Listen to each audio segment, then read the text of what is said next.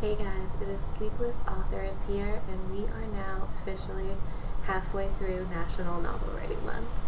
So ideally, you should be around 25,000 words right now. If you are, congratulations, you're halfway there, and that is mind-blowingly awesome.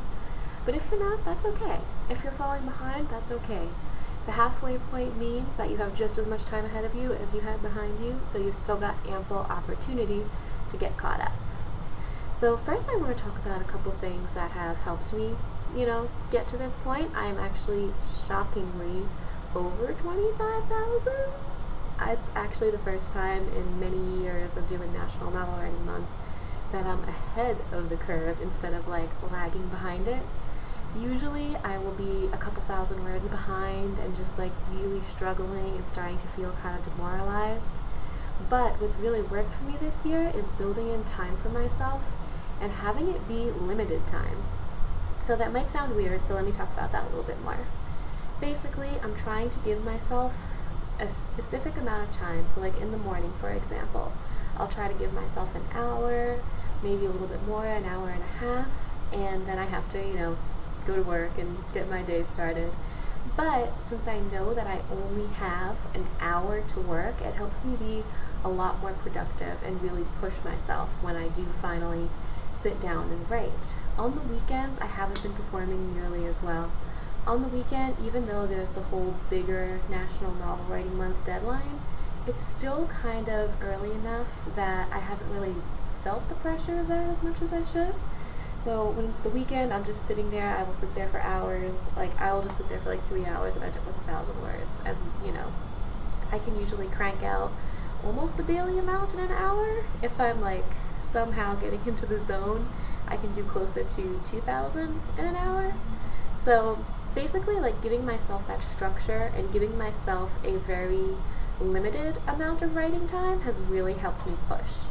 Because I feel the key with National Novel Writing Month is not waiting for inspiration. It's an exercise in discipline and really, really pushing yourself to write, even if you're not 100% in the mood to do it. So, since we are halfway through, it's time to really start thinking about the ending to your book. You've got enough of a substantial amount of writing, even if you are back below 20,000, or no matter where you are, at this point you've got a good chunk of writing, and that is awesome. But it's time to start thinking about pacing. It's time to really start thinking about foreshadowing your ending. You kind of want the pieces at play at this point in your book to already be leading up to the ending. It might be really minor at this point if you are at the halfway mark, but you should really have that ending in mind. If you don't know exactly how it's going to end yet, I'd really recommend trying to take some time, do some brainstorming and soul searching to really figure out what point you're trying to get to by the end of your book. It'll just really help you craft the upcoming chapters if you know how you want it to end.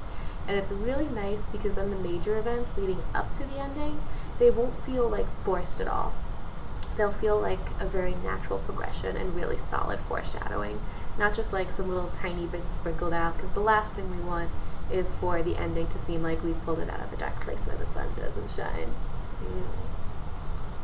So let's also chat about characters. How are you doing with your characters? One dilemma that I've kind of found this year is that I'm doing a more real-world setting. So it's set in an office and a clinic. So there's a lot of people that need to be mentioned. I'm going to say NPCs since that kind of reveals my nerdy gamer side, but basically kind of non-player characters, side characters who aren't very important. What I'm trying to do is give them at least an interesting appearance or a slightly interesting name. Nothing unrealistic, because it would be very strange if I had a fantasy named character in a modern setting. That would just be kind of weird. But I'm trying to bring them to life and give them kind of one singular detail that the reader can remember them by, just so it's not a blur of names. This is probably something that I'm going to come back to and edit, just to really make sure that I have succeeded at this, that I haven't put in too many small side characters to the point that it gets confusing. But hey, that's what for December onward is going to be all about. Right now, it's National Novel Writing Month. It's just about that first draft. I've actually had an interesting time with my characters. So for my main character, I've had a very easy time developing her since I am admittedly pulling a lot from personal experience with the book that I'm currently writing, and it's really helping me meet those word count goals, even exceed them, which I have literally never done before in a National Novel Writing Month consistently. So if you can, write more things that are rooted in your personal experience, adapt things that you've gone through, and put it into your book. It makes it really authentic, it makes it feel realistic to your reader, and it's going to be a heck of a lot easier to write. And when you're trying to churn out words, it's really helpful if you can engage with your own feelings, your own memories, and just pour them into the book. It gets words down on the page really, really well. So that's really helping me a lot with my protagonist, but I've also discovered a side character is kind of really rising to prominence in the story. So I kind of just pulled her name out of the clouds and threw her in there because she was filling a role that I needed. So I needed my main character to have two supervisors, just since that's part of the plot and part of her ongoing frustration with her new job. But this character, this one supervisor, she's kind of like the cool supervisor, and she's actually becoming a much more dynamic, three-dimensional character than I expected her to be, which is cool because now she's having a bigger impact on the story, but that also means that I have to kind of change my plans a little bit and just make sure that I now handle her character well throughout the rest of the story, since it's a little awkward if you start to have a character who really starts to develop and then they just fade out again since they weren't in your original plans. So being fluid and adapting to things as they change in your book is also going to be really, really important. But all in all, no matter where you are, I mean, congratulations for getting this far. Like, we're halfway through the month from hell, which is really awesome. If you're ahead, try to keep it up, keep bringing your A game, keep really pushing. If you're getting stuck, maybe consider jumping ahead a little bit. It can get complicated to connect the dots afterward. I've done that with historical novels and landed myself in a lot of trouble with connecting the dots. But if you can, just to kind of like meet your goal for that day, try writing a scene that comes a little bit later in the story. See if that helps you get writing.